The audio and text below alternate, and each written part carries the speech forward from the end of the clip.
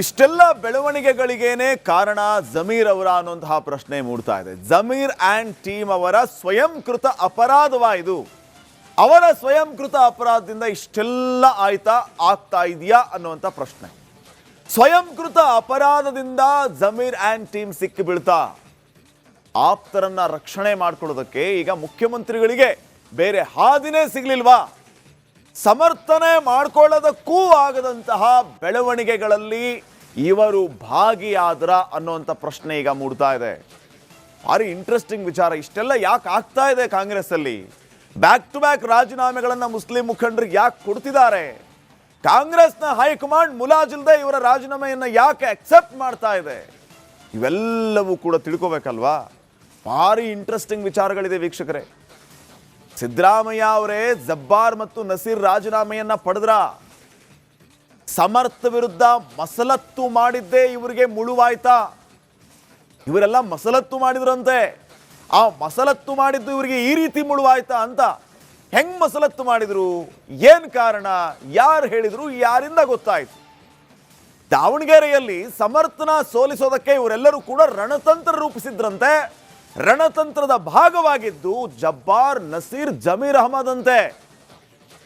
ನೋಡಿ, ಈ ಬಗ್ಗೆ ಹೈಕಮಾಂಡ್ಗೆ ಸಲೀಂ ಅಹಮದ್ ಅವರು ವರದಿಯನ್ನ ಕೊಟ್ರಂತೆ. ಇದು ಬಹಳ ಮುಖ್ಯವಾದಂಥ ವಿಚಾರ.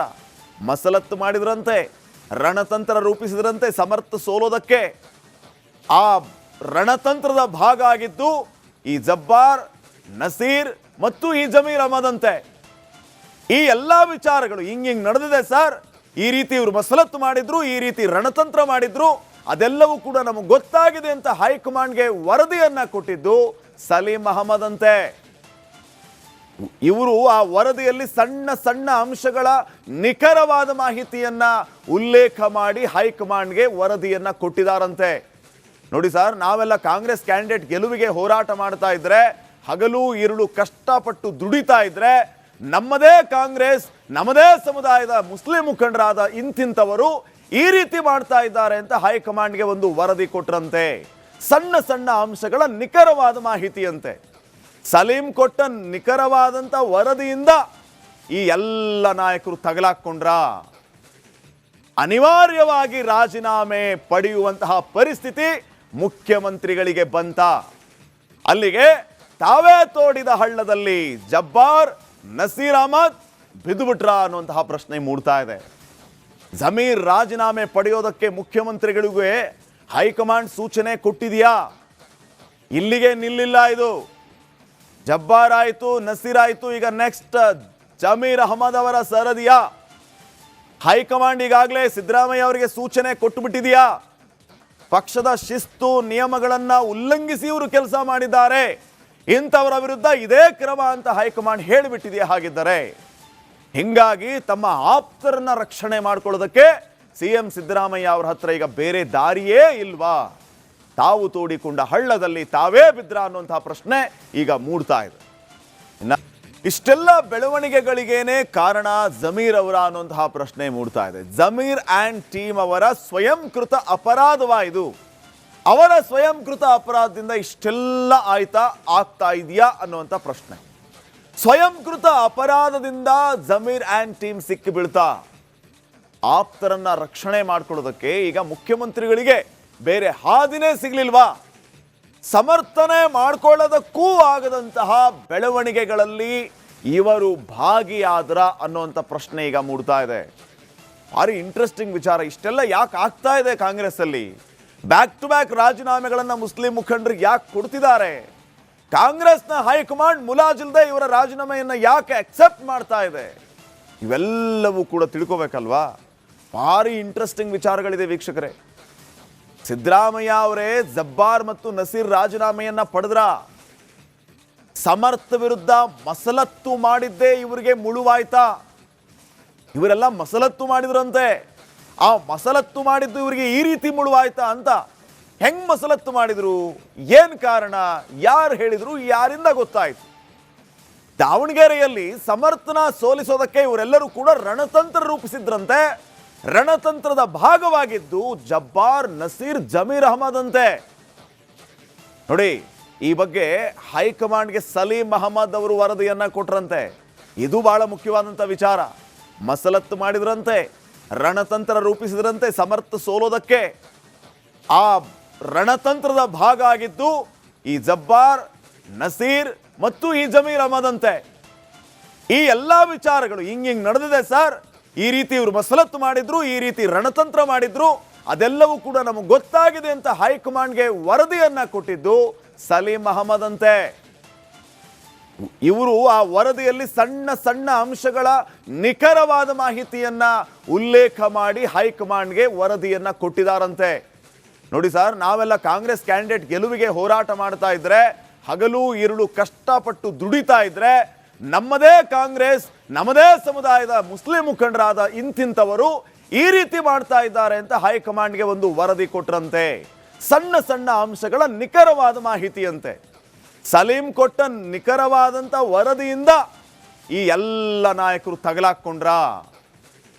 ಅನಿವಾರ್ಯವಾಗಿ ರಾಜೀನಾಮೆ ಪಡೆಯುವಂತಹ ಪರಿಸ್ಥಿತಿ ಮುಖ್ಯಮಂತ್ರಿಗಳಿಗೆ ಬಂತ. ಅಲ್ಲಿಗೆ ತಾವೇ ತೋಡಿದ ಹಳ್ಳದಲ್ಲಿ ಜಬ್ಬಾರ್, ನಸೀರ್ ಅಹಮದ್ ಬಿದ್ದುಬಿಟ್ರ ಅನ್ನುವಂತಹ ಪ್ರಶ್ನೆ ಮೂಡ್ತಾ ಇದೆ. ಜಮೀರ್ ರಾಜೀನಾಮೆ ಪಡೆಯೋದಕ್ಕೆ ಮುಖ್ಯಮಂತ್ರಿಗಳಿಗೂ ಹೈಕಮಾಂಡ್ ಸೂಚನೆ ಕೊಟ್ಟಿದೆಯಾ? ಇಲ್ಲಿಗೆ ನಿಲ್ಲಿಲ್ಲ ಇದು. ಜಬ್ಬಾರ್ ಆಯಿತು, ನಸೀರ್ ಆಯಿತು, ಈಗ ನೆಕ್ಸ್ಟ್ ಜಮೀರ್ ಅಹಮದ್ ಅವರ ಸರದಿಯಾ? ಹೈಕಮಾಂಡ್ ಈಗಾಗಲೇ ಸಿದ್ದರಾಮಯ್ಯ ಅವರಿಗೆ ಸೂಚನೆ ಕೊಟ್ಟುಬಿಟ್ಟಿದೆಯಾ? ಪಕ್ಷದ ಶಿಸ್ತು ನಿಯಮಗಳನ್ನು ಉಲ್ಲಂಘಿಸಿ ಇವರು ಕೆಲಸ ಮಾಡಿದ್ದಾರೆ, ಇಂಥವರ ವಿರುದ್ಧ ಇದೇ ಕ್ರಮ ಅಂತ ಹೈಕಮಾಂಡ್ ಹೇಳಿಬಿಟ್ಟಿದೆಯಾ? ಹಾಗಿದ್ದರೆ ಹಿಂಗಾಗಿ ತಮ್ಮ ಆಪ್ತರನ್ನ ರಕ್ಷಣೆ ಮಾಡ್ಕೊಳ್ಳೋದಕ್ಕೆ ಸಿಎಂ ಸಿದ್ದರಾಮಯ್ಯ ಅವರ ಹತ್ರ ಈಗ ಬೇರೆ ದಾರಿಯೇ ಇಲ್ವಾ? ತಾವು ತೋಡಿಕೊಂಡ ಹಳ್ಳದಲ್ಲಿ ತಾವೇ ಬಿದ್ರ ಅನ್ನುವಂತಹ ಪ್ರಶ್ನೆ ಈಗ ಮೂಡ್ತಾ ಇದೆ. ಇಷ್ಟೆಲ್ಲ ಬೆಳವಣಿಗೆಗಳಿಗೇನೆ ಕಾರಣ ಜಮೀರ್ ಅವರ ಅನ್ನುವಂತಹ ಪ್ರಶ್ನೆ ಮೂಡ್ತಾ ಇದೆ. ಜಮೀರ್ ಆ್ಯಂಡ್ ಟೀಮ್ ಅವರ ಸ್ವಯಂಕೃತ ಅಪರಾಧವಾ ಇದು? ಅವರ ಸ್ವಯಂಕೃತ ಅಪರಾಧದಿಂದ ಇಷ್ಟೆಲ್ಲ ಆಗ್ತಾ ಇದೆಯಾ ಅನ್ನುವಂಥ ಪ್ರಶ್ನೆ. ಸ್ವಯಂಕೃತ ಅಪರಾಧದಿಂದ ಜಮೀರ್ ಆ್ಯಂಡ್ ಟೀಮ್ ಸಿಕ್ಕಿ ಬೀಳ್ತಾ ಆಪ್ತರನ್ನ ರಕ್ಷಣೆ ಮಾಡ್ಕೊಳ್ಳೋದಕ್ಕೆ ಈಗ ಮುಖ್ಯಮಂತ್ರಿಗಳಿಗೆ ಬೇರೆ ಹಾದಿನೇ ಸಿಗ್ಲಿಲ್ವಾ? ಸಮರ್ಥನೆ ಮಾಡ್ಕೊಳ್ಳೋದಕ್ಕೂ ಆಗದಂತಹ ಬೆಳವಣಿಗೆಗಳಲ್ಲಿ ಇವರು ಭಾಗಿಯಾದ್ರ ಅನ್ನುವಂಥ ಪ್ರಶ್ನೆ ಈಗ ಮೂಡ್ತಾ ಇದೆ.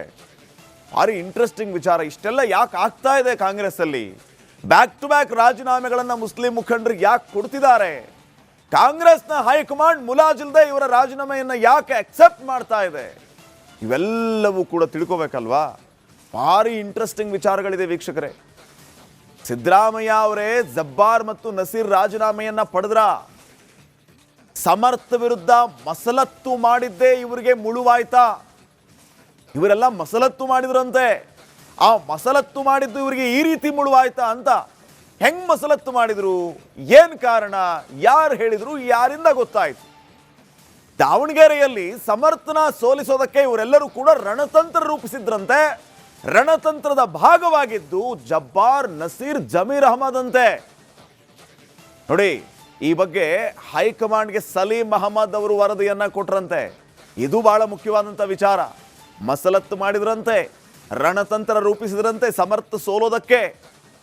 ಆ ರಣತಂತ್ರದ ಭಾಗ ಆಗಿದ್ದು ಈ ಜಬ್ಬಾರ್, ನಸೀರ್ ಮತ್ತು ಈ ಜಮೀರ್ ಅಹಮದ್ ಅಂತೆ. ಈ ಎಲ್ಲ ವಿಚಾರಗಳು ಹಿಂಗ್ ನಡೆದಿದೆ ಸರ್, ಈ ರೀತಿ ಇವರು ಮಸಲತ್ತು ಮಾಡಿದ್ರು, ಈ ರೀತಿ ರಣತಂತ್ರ ಮಾಡಿದ್ರು, ಅದೆಲ್ಲವೂ ಕೂಡ ನಮಗೆ ಗೊತ್ತಾಗಿದೆ ಅಂತ ಹೈಕಮಾಂಡ್ಗೆ ವರದಿಯನ್ನ ಕೊಟ್ಟಿದ್ದು ಸಲೀಂ ಅಹಮದ್ ಅಂತೆ. ಇವರು ಆ ವರದಿಯಲ್ಲಿ ಸಣ್ಣ ಸಣ್ಣ ಅಂಶಗಳ ನಿಖರವಾದ ಮಾಹಿತಿಯನ್ನ ಉಲ್ಲೇಖ ಮಾಡಿ ಹೈಕಮಾಂಡ್ಗೆ ವರದಿಯನ್ನ ಕೊಟ್ಟಿದ್ದಾರಂತೆ. ನೋಡಿ ಸರ್, ನಾವೆಲ್ಲ ಕಾಂಗ್ರೆಸ್ ಕ್ಯಾಂಡಿಡೇಟ್ ಗೆಲುವಿಗೆ ಹೋರಾಟ ಮಾಡ್ತಾ ಇದ್ರೆ, ಹಗಲು ഇരുಳು ಕಷ್ಟಪಟ್ಟು ದುಡಿತಾ ಇದ್ರೆ, ನಮ್ಮದೇ ಕಾಂಗ್ರೆಸ್, ನಮ್ಮದೇ ಸಮುದಾಯದ ಮುಸ್ಲಿಂ ಮುಖಂಡರಾದ ಇಂತಿಂತವರು ಈ ರೀತಿ ಮಾಡ್ತಾ ಇದ್ದಾರೆ ಅಂತ ಹೈಕಮಾಂಡ್ಗೆ ಒಂದು ವರದಿ ಕೊಟ್ರಂತೆ. ಸಣ್ಣ ಸಣ್ಣ ಅಂಶಗಳ ನಿಖರವಾದ ಮಾಹಿತಿಯಂತೆ. ಸಲೀಂ ಕೊಟ್ಟ ನಿಖರವಾದಂಥ ವರದಿಯಿಂದ ಈ ಎಲ್ಲ ನಾಯಕರು ತಗಲಾಕೊಂಡ್ರ. ಅನಿವಾರ್ಯವಾಗಿ ರಾಜೀನಾಮೆ ಪಡೆಯುವಂತಹ ಪರಿಸ್ಥಿತಿ ಮುಖ್ಯಮಂತ್ರಿಗಳಿಗೆ ಬಂತ. ಅಲ್ಲಿಗೆ ತಾವೇ ತೋಡಿದ ಹಳ್ಳದಲ್ಲಿ ಜಬ್ಬಾರ್, ನಸೀರ್ ಅಹಮದ್ ಬಿದ್ದುಬಿಟ್ರ ಅನ್ನುವಂತಹ ಪ್ರಶ್ನೆ ಮೂಡ್ತಾ ಇದೆ. ಜಮೀರ್ ರಾಜೀನಾಮೆ ಪಡೆಯೋದಕ್ಕೆ ಮುಖ್ಯಮಂತ್ರಿಗಳಿಗೂ ಹೈಕಮಾಂಡ್ ಸೂಚನೆ ಕೊಟ್ಟಿದೆಯಾ? ಇಲ್ಲಿಗೆ ನಿಲ್ಲಿಲ್ಲ ಇದು. ಜಬ್ಬಾರ್ ಆಯಿತು, ನಸೀರ್ ಆಯಿತು, ಈಗ ನೆಕ್ಸ್ಟ್ ಜಮೀರ್ ಅಹಮದ್ ಅವರ ಸರದಿಯ? ಹೈಕಮಾಂಡ್ ಈಗಾಗಲೇ ಸಿದ್ದರಾಮಯ್ಯ ಅವರಿಗೆ ಸೂಚನೆ ಕೊಟ್ಟುಬಿಟ್ಟಿದೆಯಾ? ಪಕ್ಷದ ಶಿಸ್ತು ನಿಯಮಗಳನ್ನ ಉಲ್ಲಂಘಿಸಿ ಇವರು ಕೆಲಸ ಮಾಡಿದ್ದಾರೆ, ಇಂಥವರ ವಿರುದ್ಧ ಇದೇ ಕ್ರಮ ಅಂತ ಹೈಕಮಾಂಡ್ ಹೇಳಿಬಿಟ್ಟಿದೆಯಾ? ಹಾಗಿದ್ದರೆ ಹಿಂಗಾಗಿ ತಮ್ಮ ಆಪ್ತರನ್ನ ರಕ್ಷಣೆ ಮಾಡ್ಕೊಳ್ಳೋದಕ್ಕೆ ಸಿಎಂ ಸಿದ್ದರಾಮಯ್ಯ ಅವರ ಹತ್ರ ಈಗ ಬೇರೆ ದಾರಿಯೇ ಇಲ್ವಾ?